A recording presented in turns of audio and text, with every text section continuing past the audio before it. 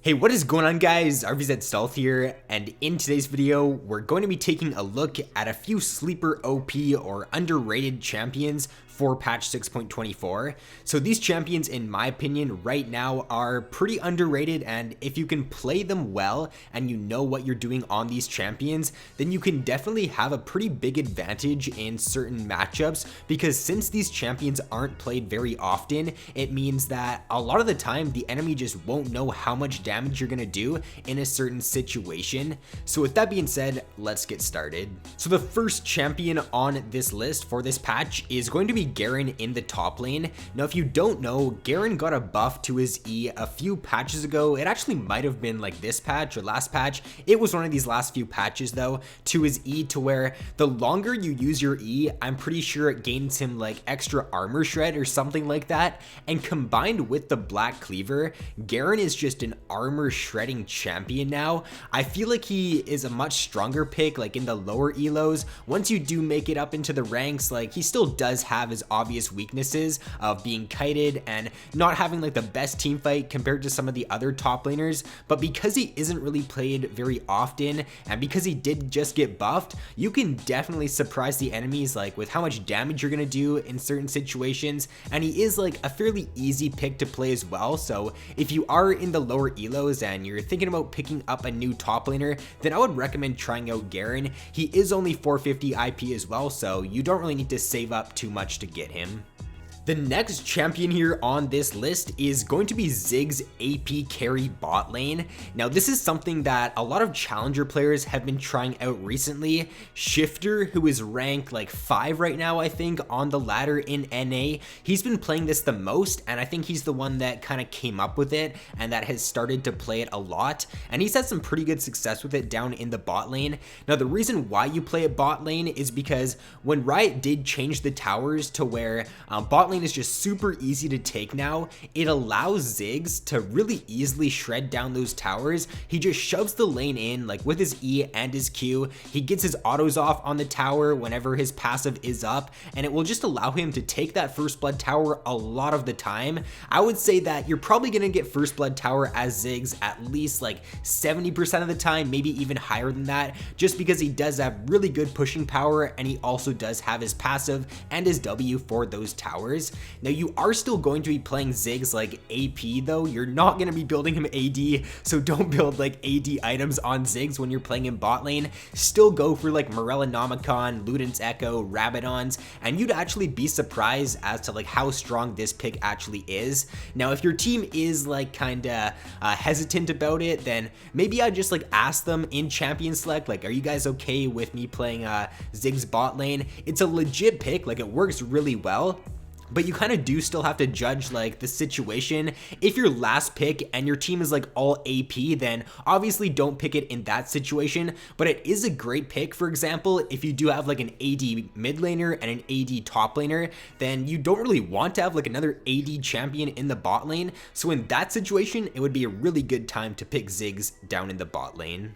Now, the next champion on this list is going to be from the jungle, and it's going to be Nocturne. So Nocturne right now in this patch is actually doing very well, and he's doing well against a lot of the meta junglers. So right now we're seeing a lot of Hecarim, Vi, Lee Sin, and also some Zac right now. Those are like the 4 most picked junglers for this patch, and Nocturne actually has a winning win rate against all 4 of those junglers, and here's like my reason as to why I think that is. So whenever the enemy tries to dive onto your back line and you're playing Nocturne, if you use your ultimate when like a Zac or a Vi dives onto your back line, then you're gonna reduce the vision radius of the enemy team, and therefore, even though your AD carry is getting dove on, the enemy team won't really be able to follow up with you using your Nocturne ultimate, because they're not gonna be able to see like where they're going for a few seconds for however long your ultimate lasts, and therefore it's gonna be very easy for your team to peel off that diving champion,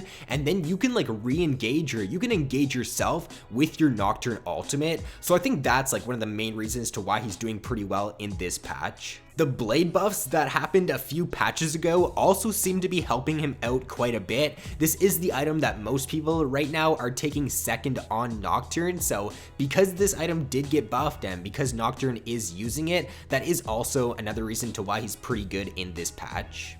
Next up on this list is going to be kind of an oddball pick here. You don't really see this one played very often, but it's going to be Malzahar support. So right now in Korea and in NA, Mal support actually does have the highest win rate for any support champion.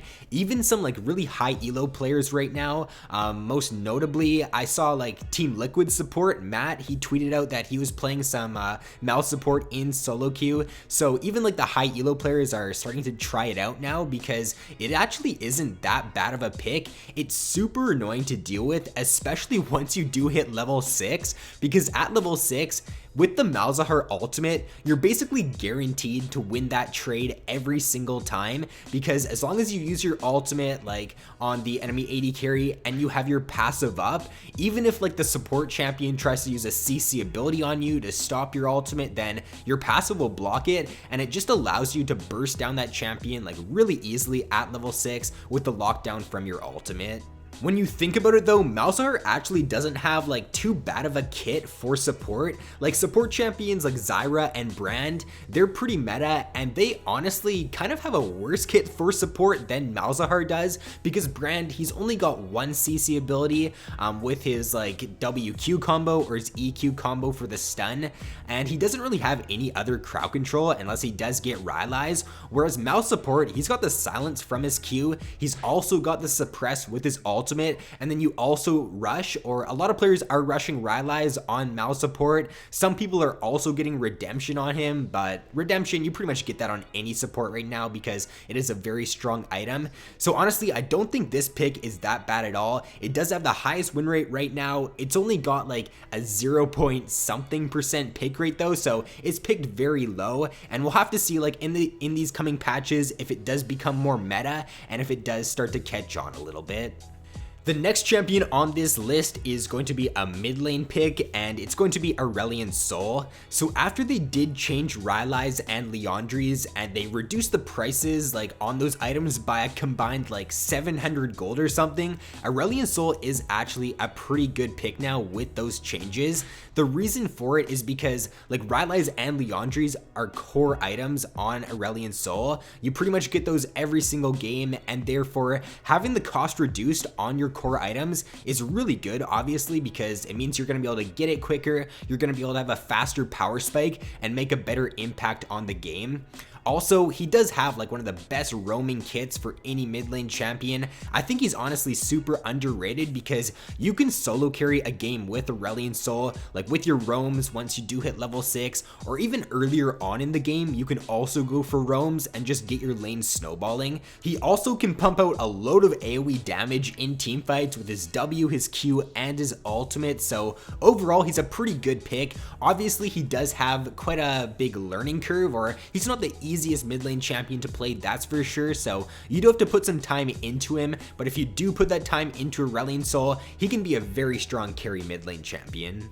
And then the final champion we're going to take a look at for this video is going to be Kog'Maw AD carry. So after Kog'Maw did get reverted back to his old state a few patches ago, a lot of people just stopped playing him as AD carry. He was known as like one of the worst AD carry picks, but it looks like now people have finally found out how you're supposed to build Kog'Maw AD carry. It looks like going Blade of the Ruin King into a Ruinins, and then after that either an Infinity Edge or a Rage Blade. That's like the core build right now for Kog'Maw AD carry. I did try this out myself, and it's actually really strong. I think he does have one of the best mid-game power spikes for any AD carry right now. So around like the 30 to 35 minute point, that's when Kog'Maw AD carry really spikes, and his damage is just probably one of the best for any AD carry in the game at that point. He actually does have the best win rate for any AD carry at around like the 30 minute point, because that's when he gets his Blade, his Ruinins, and he usually does finish his Infinity Edge by that point,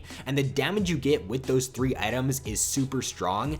I would say that right now he's probably just a little bit of a weaker version than Twitch. I don't think that Kog'Maw is actually all that bad for AD carry. Like I said, his mid game is just absolutely insane how much damage he can do. You can also stay pretty safe as Kog'Maw, like your range that you get with your W is really good, and also because of those Blade of the Ruined King buffs a few patches ago, to where it gave you, I think it now gives you 10% of the target's maximum health. When you combine that with your W giving you like 7 or 8% of the target's maximum health, you've got like 18% of the target's maximum health there with the item and then with your W. So you shred tanks super fast, and you can just deal a load of damage against those tank champions who are pretty meta right now. He still does have his main weaknesses of like getting dove on really easily. He does not have a gap closer, but if the enemy team does have like a few tank champions and you are confident in your Kog'Maw, then I would recommend trying him out for this patch.